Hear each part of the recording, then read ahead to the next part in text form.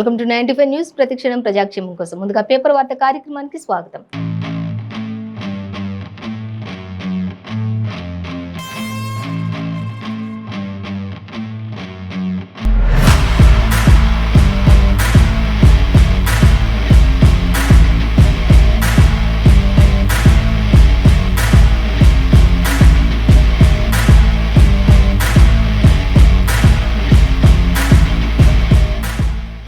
ఈ రోజు మన ముందు ఆంధ్రజ్యోతి, వెలుగు, ఈనాడు దినపత్రికలు ఉన్నాయి.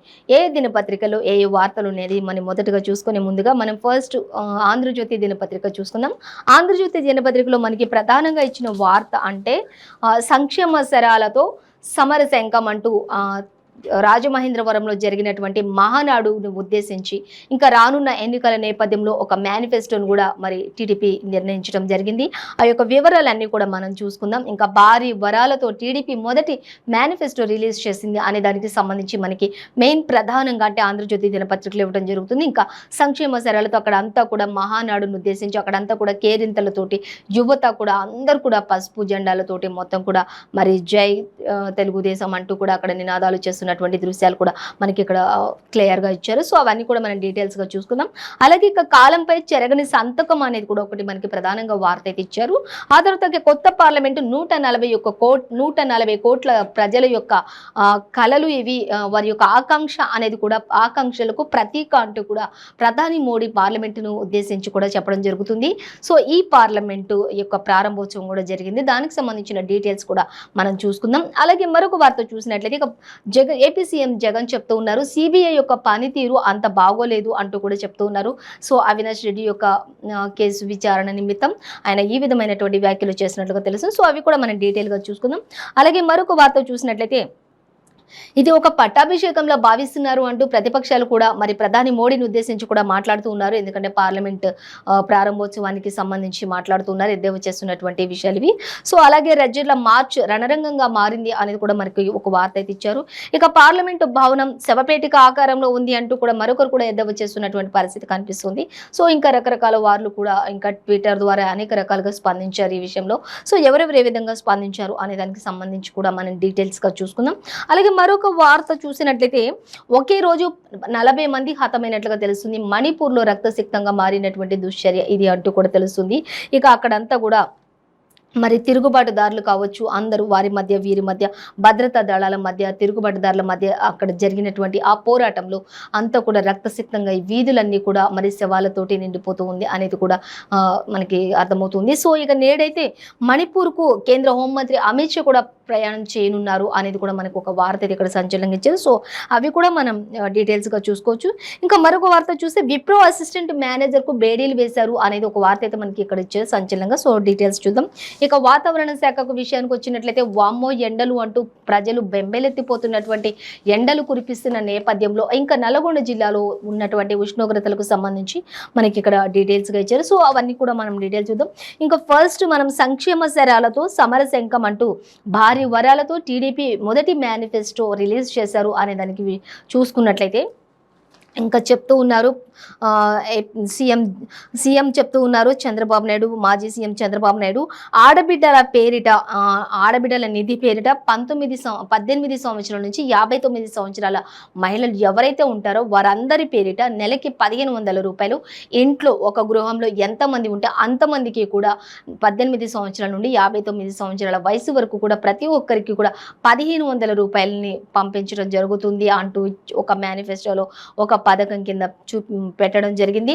అలాగే ఇంకా ఇంట్లో ఎంతమంది ఉంటే అంతమందికి కూడా ఇది వర్తిస్తుంది అంటూ, అంటే ఒక ఇంటికి ఒకరికే కాదు, ఒక ఇంట్లో ఒకవేళ ఇద్దరు ఉంటే కనుక 1500 చొప్పున 3000 రూపాయలు, ఒకవేళ ముగ్గురు ఉంటే ఎంత అంటూ ఇలా అందరికీ ఎంతమంది ఉంటే అంతమందికి పంపించడం జరుగుతుంది అని ఇది ఒకటి ఇచ్చారు. ఇక అమ్మకి వందనం అనేది కూడా ఒక పథకం రూపొందించారు. ఈ పథకం కింద ఇంట్లో ఎంతమంది పిల్లలు చదువుకుంటే అంతమంది పిల్లల పేరిట ప్రతి తల్లి ఖాతాలోకి కూడా సంవత్సరానికి 15,000 రూపాయలు జమ అవుతాయి అంటూ కూడా మనకి మొదటి మేనిఫెస్టోలో వివరించడం జరిగింది.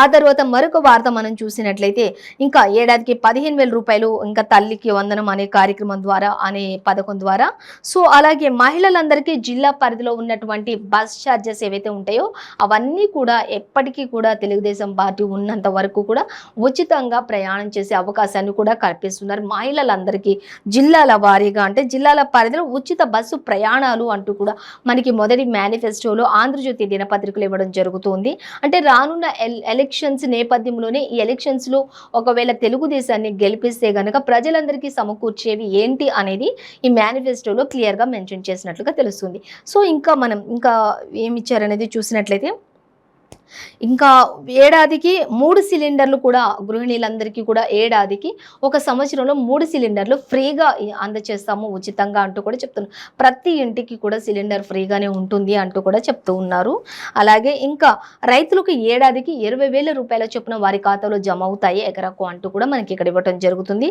అలాగే ఇక బీసీలకు రక్షణ చట్టం ఉంటుంది నిరుద్యోగ యువతికి నెలకు 3,000 రూపాయల వరకు కూడా నిరుద్యోగ భృతి కింద అందించడం జరుగుతుంది అంటూ కూడా మేనిఫెస్టోలో మనకి క్లియర్ గా మెన్షన్ చేశారు అలాగే ఇక దసరాకు పూర్తి స్థాయి ప్రణాళిక కూడా వివరించబోతున్నారు అంటూ టీడీపీ నేతలు చెప్పడం జరుగుతుంది అలాగే ఇంకా ప్రతి హామీని కూడా అమలు చేసే శక్తి నాకుంది అంటూ కూడా చంద్రబాబు నాయుడు చెప్పడం జరుగుతుంది ఖచ్చితంగా నేను అమలు చేయగలను ఆదాయం పెరిగితే ఇంకా పనులన్నీ కూడా ఈజీగా ఉంటాయి ఆదాయం ఎలా పెంచాలో కూడా నాకు బాగా తెలుసు అంటూ కూడా చెప్తున్నారు ఆదాయాన్ని పెంచడము తెలుసు ఆదాయాన్ని పంచడం కూడా తెలుసు అంటూ చంద్రబాబు చెప్పడం జరుగుతూ ఉంది సో జగన్ మాత్రం ఆదాయాన్ని పెంచలేక ఫెయిల్ అయిపోయాడు అంటూ కూడా చెప్తూ ఉన్నారు మహానాడులో చంద్రబాబు ఇంకా అనేక విషయాలు వెల్లడించారు జగన్ అసమర్థత వల్లే సంపద అనేది పెరగలేదు కానీ నాకు సంపదను ఎలా పెంచాలో ప్రజలకు ఎలా పంచాలో కూడా నాకు బాగా తెలుసు అంటూ కూడా ఆయన చెప్తూ ఉన్నారు ఈ యొక్క ప్రతి హామీని కూడా ఖచ్చితంగా అమలు చేసే శక్తి కూడా నాకు ఉంది అంటూ కూడా చంద్రబాబు నాయుడు చెప్పడం జరుగుతుంది సో ఇంకా రానున్న దసరా నాటికి పూర్తి స్థాయి ప్రణాళిక కూడా రూపొందించబోతున్నాం ఇవే కాదు ఇంతకు మించిన మేనిఫెస్టో కూడా రూపొందించబోతున్నాం అంటూ పూర్తి స్థాయిలో కూడా రూపొందిస్తామంటూ ఇది జస్ట్ ఒక శాంపిల్ మాత్రమే ఇంతకు మించి కూడా ఉండబోతోంది మేనిఫెస్టో అనేది కూడా మనకి ఇక్కడ వివరించడం జరుగుతుంది ఇక నేతలందరూ కూడా ఇక తెలుగు తమ్ముళ్ళందరూ కూడా ఇక మహానాడులో మరి అక్కడంతా కూడా నినాదాలు చేస్తూ ఉన్నారు అనేది కూడా మనకి క్లియర్గా మెన్షన్ చేశారు తెలుగుదేశాన్ని ఉద్దేశించి అనేది క్లియర్గా మెన్షన్ చేశారు సో ఇంకా మరొక వార్త మనం చూసినట్లయితే ఇంకా కాలంపై చెరగని సంతకం అనేది మనం చూసినట్లయితే కొత్త పార్లమెంట్కి 140 కోట్ల మంది ప్రజల కలలు ఇది అంటూ ప్రధాని మోదీ ప్రస్తావించడం జరుగుతుంది అలాగే ఇంకా ప్రతి ఒక్కరి ఆకాంక్షలకు ప్రతీకగా ఉండబోతోంది ఈ యొక్క పార్లమెంటు అనేది కూడా చెప్తూ ఉన్నారు ప్రధాని మోదీ అయితే ఈ యొక్క ఓపెనింగ్ ప్రారంభోత్సవానికి ఇంకా తెలంగాణ సీఎం సహా ఇంకా పలువురు 20 మంది వరకు కూడా గైర్హాజరైనట్లుగా తెలుస్తుంది ఇంకా ఏపీ సీఎం జగన్ మాత్రం ఇందులో హాజరైనట్లుగా మనకి క్లియర్గా మెన్షన్ చేశారు సో అలాగే ఇంకా అక్కడ చూసినట్లయితే దేశ దృఢ సంకల్పాన్ని ప్రపంచానికి చాటి చెప్పే లాంటి దేవాలయంగా ఇది ఉండబోతోంది అంటూ కూడా ప్రధాని మోదీ చెప్పడం జరుగుతుంది అలాగే ఆత్మనిర్భర తత్వానికి సాక్షిభూతం ఈ భవనం అంటూ కూడా మనకి చెప్తూ ఉన్నారు అలాగే ఇంకా ప్రతి ఒక్క ఇటుక ప్రతి ఒక్క గోడ కూడా ప్రతి ఒక్క పేదవాళ్ళకి ఉపయోగకరంగా ఉండే విధంగా వాళ్ళ యొక్క సంక్షేమానికి వాళ్ళ యొక్క కళలకు ఇది సాకారంగా ఉండబోతోంది పార్లమెంట్ అనేది ప్రధాని మోదీ క్లియర్గా ఇక్కడ మనకి చెప్తున్నట్లుగా ఇచ్చారు అలాగే ఇంకా మనం చూసినట్లయితే ఎంపీల సంఖ్య పెరుగుతుంది కాబట్టి అప్పుడు ఎలా అంటూ కూడా ఆయన ఇంకా రానున్న కాలంలో ఖచ్చితంగా ఎంపీల సంఖ్య పెరుగుతుంది ఆ పెరిగినప్పుడు వాళ్ళకి ఎలా ఏర్పాటు చేయాలి అనే దాన్ని ఉద్దేశించి నేను ఈ యొక్క పార్లమెంట్ భవనాన్ని ప్రారంభించడం జరిగింది అంటూ కూడా ప్రధాని మోదీ చెప్పడం జరుగుతుంది సో ఈ కొత్త భవనాన్ని ఏర్పాటు చేశానని చెప్తున్నారు నాడు గాంధీ సహాయ నిరాకరణ ఉద్యమ స్ఫూర్తితోనే పారిశుద్ధ్య ప్రజలంతా స్వాతంత్ర్యం కోసం పోరాడారు అంటూ కూడా మనకి ఇక్కడ పాతికేళ్ల అనుభవం ఇదంతా కూడా అంటూ చెప్తున్నారు 25 ఏళ్ల నుంచి ప్రజలంతా కూడా పోరాడి సాధించుకున్నటువంటి ఒక స్వాతంత్ర్య పోరాటానికి నిదర్శనం ఇది అంటూ కూడా చెప్తూ ఉన్నారు ఇంకా అలాగే రానున్న 25 ఏళ్లలో మనం కూడా అలాగే కృషి చేయాలి అంటూ కూడా ప్రధాని చెప్తూ ఉన్నటువంటి పరిస్థితి ఇక్కడ మనకి ఇచ్చారు సో అలాగే భారత్ను అభివృద్ధి చెందించే దిశగా మార్చాలి అంటూ కూడా భారతదేశాన్ని మార్చుకోవాలి అంటూ కూడా ప్రధాని మోదీ చెప్తూ ఉన్నారు. ఇంకా చూసినట్లయితే ఇంకా మంగళ వాయిద్యాలతో రాజదండం చేబూని లోక్సభలోకి సభాపతి స్థానం పక్కనే రాజదండం ప్రతిష్టాపన చేశారు. హాజరైన జగన్ అలాగే బీఆర్ఎస్ సహా 20 విపక్షాల గైర్హాజరు అంటూ కూడా 20 మంది విపక్షాల గైర్హాజరు అనేది కూడా మనకి క్లియర్ గా మెన్షన్ చేసినట్లుగా తెలుస్తుంది. సో ఇంకా అక్కడ వేద మంత్రోచ్చరణల మధ్య ఇంకా ప్రధాని మోదీ యొక్క పార్లమెంటు భవన ప్రారంభోత్సవానికి సంబంధించి ఆయన సాష్టాంగ నమస్కారం చేస్తూ ఆ యొక్క పార్లమెంటుని అనేక రకాలుగా అభివృద్ధి చెందాలి అంటూ ఆయన సాష్టాంగ నమస్కారంతో పూజా కార్యక్రమాలను చేస్తున్నటువంటి దృశ్యాలను కూడా ఇక్కడ మనకి ఇచ్చారు. అవి కూడా మనం గమనించవచ్చు. ఇక వేద మంత్రోచ్చరణల మధ్య వేద పండితులు వేద ఆశీర్వచనం కూడా ప్రధాని మోదీకి అందించినట్లుగా ఆయనపై మరి ఇంకా ఎన్నో ఆశీర్వాదాలు వెదజల్లుతున్నటువంటి దృశ్యాలను కూడా ఇక్కడ మనకి ఇచ్చారు. అది కూడా ఫొటోస్ రూపంలో ఇచ్చారు, మనం గమనించవచ్చు. సో ఇంకా మనం చూసినట్లయితే పట్టాభిషేకంలా భావిస్తున్నారు అంటూ ఎద్దేవా చేసే వాళ్ళు కూడా లేకపోలేదు ఇందులో అనేది కూడా మనకి క్లియర్ గా ఇక్కడ ఇచ్చారు. ప్రధాని మోదీపై రాహుల్ కొన్ని విమర్శలు చేశారు. ఏదో నీకు పట్టాభిషేకం జరుగుతున్నట్టు ఫీల్ అయిపోతున్నావు, అదొక పార్లమెంట్ ప్రారంభోత్సవం జరిగేది అక్కడ, కానీ నువ్వు చేసేదంతా కూడా పట్టాభిషేకం నాకు జరుగుతుంది, నేను ఇంత ఘనంగా ఇట్లా చేసుకోవాలి అన్నట్లుగా అట్లా జరుగుతున్నట్లుగా ఫీల్ అవుతున్నావు నువ్వు అన్నట్లుగా కూడా రాహుల్ కూడా కొన్ని విమర్శలు చేశారు ఈ విషయంలో అనేది కూడా మనకి ఇక్కడ ఇచ్చారు. ఇక రాష్ట్రపతిని అవమానించారు అంటూ ఖార్గే కూడా చెప్పడం జరుగుతుంది అనేది కూడా మనకి ఇక్కడ ఇచ్చారు. ఇక కొద్ది మంది కోసమే ఈ పని చేసినట్లుంది ఇది ఓపెనింగ్ మీరు చేసినట్లున్నారు పార్లమెంట్ని అంటూ కూడా ఇటు పవార్ కూడా మాట్లాడుతున్నటువంటి పరిస్థితి. అంటే ఒక్కొక్కరు ఒక్కొక్క విధంగా స్పందించారు ఈ యొక్క పార్లమెంట్ ప్రారంభోత్సవాన్ని అనేది కూడా మనకి ఇక్కడ కనిపిస్తూ ఉంది. సో ఇంకొక వార్త చూస్తే రెడ్జిర్ల మార్చ్ రణరంగంగా మారింది అనేది చూసుకున్నట్లయితే అడ్డుకున్న పోలీసులు తీవ్ర ఉద్రిక్తత నెలకొంది ఆ యొక్క పరిస్థితి అక్కడ అంటూ ఇచ్చారు. పార్లమెంట్ భద్రతా వలయాన్ని కూడా ఛేదించారు అంటూ రెడ్జిర్లపై కేసులు నమోదు చేస్తూ ఉన్నారు అనేది కూడా మనకి క్లియర్గా మెన్షన్ చేశారు. ఇంకా అలాగే న్యాయం అడిగితే శిక్షిస్తున్నారు అంటూ కూడా వినేష్ కూడా మాట్లాడుతున్నటువంటి పరిస్థితి. ఇక పథకాలు తేవడమే మా పాపం అయితే మమ్మల్ని ఉరి తీసేసేయండి అంటూ కూడా ఒక వార్త అయితే మనకి సంచలనంగా కనిపిస్తుంది. సాక్షి మాలిక్ కూడా చెప్తూ ఉన్నారు, మేము పథకాలు సాధించాం కానీ పథకాలు తీసుకురావడం కూడా ఒక తప్పుగా భావిస్తున్నారు కాబట్టి అయితే ఉరి తీయండి అంటూ కూడా సాక్షి మాలిక్ కూడా వ్యాఖ్యానించడం జరుగుతుంది. సో దీనికి సంబంధించిన మరిన్ని డీటెయిల్స్ అన్ని కూడా మనకి సెకండ్ పేజీలో ఇచ్చారు, మనం గమనించవచ్చు. సో ఇంకా మరొక వార్త మనకు చూసినట్లయితే పార్లమెంట్ భవనం అనేది శవపేటిక ఆకారంలో ఉంది అంటూ ట్విట్టర్ వేదికగా స్పందించారు. ఎవరు ఏంటి అనేది చూసినట్లయితే ఆర్జేడీ వివాదాస్పద ట్వీట్ చేసినట్లుగా తెలుస్తుంది. ఇక శవపేటిక మీ భవిష్యత్తు అంటూ కూడా బీజేపీని ఉద్దేశించి మాట్లాడుతున్నటువంటి పరిస్థితి కూడా ఇక్కడ కనిపిస్తుంది. సో ఇవి కూడా మనకి మెయిన్ డీటెయిల్స్ అన్ని కూడా సెకండ్ పేజీలో ఇచ్చారు. జస్ట్ ఒక ప్రధాన వార్తగా మాత్రమే మనకి మెయిన్ హెడ్లైన్స్ లో ప్రస్తావించారు. సో డీటెయిల్స్ సెకండ్ పేజీలో చూడొచ్చు. ఇంకా అలాగే మరొక వార్త చూద్దాం. ఇక సిబిఐ తీరు బాగోలేదు అంటూ కొత్త పార్లమెంటులో కేంద్ర మంత్రి నిర్మలా సీతారామన్తో జగన్ అక్కడ భేటీ అయిన అనంతరం కూర్చున్నారు.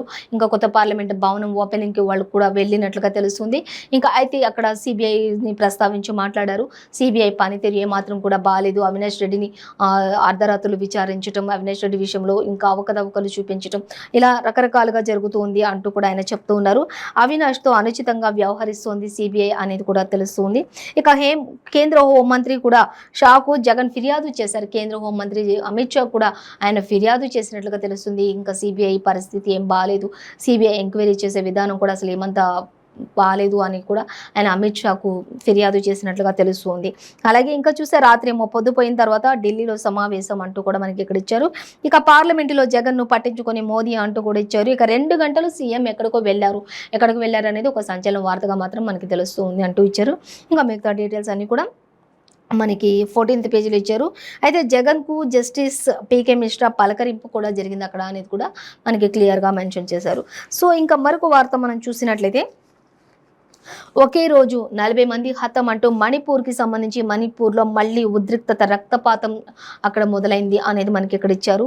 ఇక తిరుగుబాటుదారులు అలాగే భద్రతా దళాల మధ్య జరుగుతున్నటువంటి ఘర్షణలోని ఇంఫాల్లో కమ్ముకున్న పొగ అంటూ కూడా మనకి ఇక్కడ ఒక దట్టమైన పొగ వెళ్తున్నటువంటి దృశ్యాలను కూడా మనకి ఇక్కడ ఇవ్వడం జరుగుతుంది. ఇంకా ఏ వీధిలో చూసినా కూడా శవాలు గుట్టలు కనిపిస్తూ ఉన్నాయి అంటూ కూడా తెలుస్తుంది. రక్తసిక్తంగా మారినటువంటి మణిపూర్ అంటూ మనకి ఇక్కడైతే క్లియర్గానే మెన్షన్ చేశారు.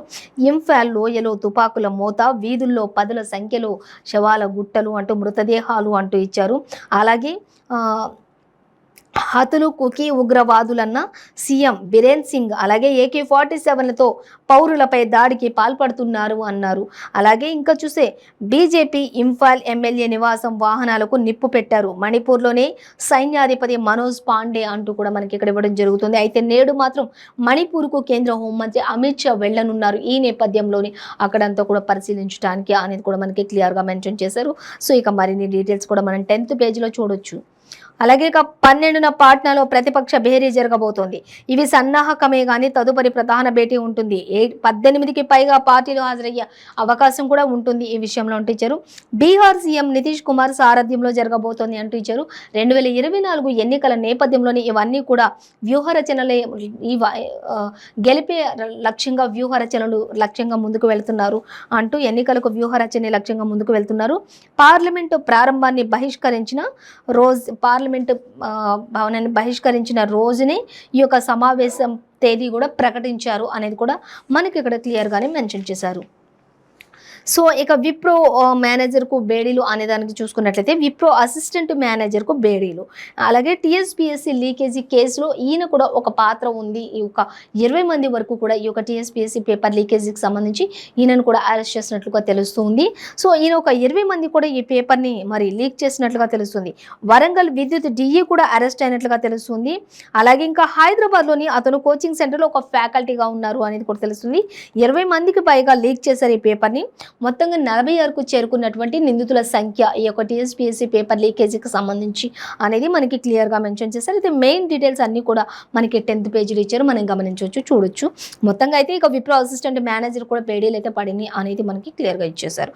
సో ఇంకా ఎండలు వాతావరణ విషయానికి వచ్చినట్లయితే వామ్మో ఎండలు అనే విధంగా ఉన్నాయి అన్నట్లుగా మనకి ఇక్కడ ఇచ్చారు.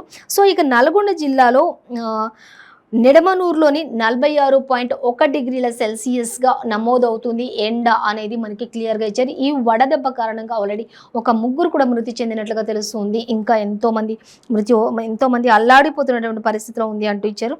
ఇక రాష్ట్రంలో నేడు రేపు పలు చోట్ల మాత్రం ఒక మోస్తరు వర్షాలు కురిసే అవకాశం ఉండొచ్చు అంటూ కూడా వాతావరణ శాఖ వివరించింది. ఆల్రెడీ ఎల్లో అలర్ట్ కూడా జారీ చేసినట్లుగా తెలుస్తుంది అనేది కూడా మనకి క్లియర్గానే మెన్షన్ చేశారు ఆంధ్రజ్యోతి దినపత్రికలో. సో మరొక వార్తాపత్రిక మనం చూసినట్లయితే వెలుగు దినపత్రిక చూద్దాం. సో వెలుగు దినపత్రిక చూసినట్లయితే ఇంకా వెలుగులో మనకి ప్రధాన వార్త అంటే కొత్త పార్లమెంటు ప్రారంభం అనేది మనకు ఒకటి ప్రధానంగా కనిపిస్తుంది. సో ఇంకా ఆ యొక్క డిజైన్ ఏ విధంగా ఎలా ఉంది ఏంటి అనేది మొత్తం, ఇంకా అలాగే ప్రధాని మోదీ కూడా ఆ యొక్క పూజ కార్యక్రమంలో పాల్గొన్నప్పుడు ఇంకా అక్కడ ఎలా నమస్కరిస్తూ ఇంకా ఎంతో భక్తి శ్రద్ధలతో ఆయన ప్రారంభోత్సవాన్ని జరిపిస్తున్నటువంటి దృశ్యాలను మనకి ఇక్కడ ఎంతో క్లియర్గా చక్కగా చూపిస్తున్నారు. సో కొత్త పార్లమెంటు ప్రారంభం ఇంకా జాతికి అంకితం చేసినటువంటి ప్రధాని మోడీ అనేది క్లియర్గా ఇచ్చారు. సో అలాగే పట్టాభిషేకంలో మోడీ ఫీల్ అవుతున్నారు అంటూ రాహుల్ కూడా ఎద్దేవా చేస్తున్నటువంటి విషయాలు కూడా మనకి ఇక్కడ క్లియర్గా ఇచ్చారు. ఆల్రెడీ మనం ఆంధ్రజ్యోతిలో చదువుకున్నట్టు యాజ్ ఇట్ ఈస్గానే ఇచ్చారు. సో కొంచెం డిఫరెన్స్గా ఇచ్చారు అంతే.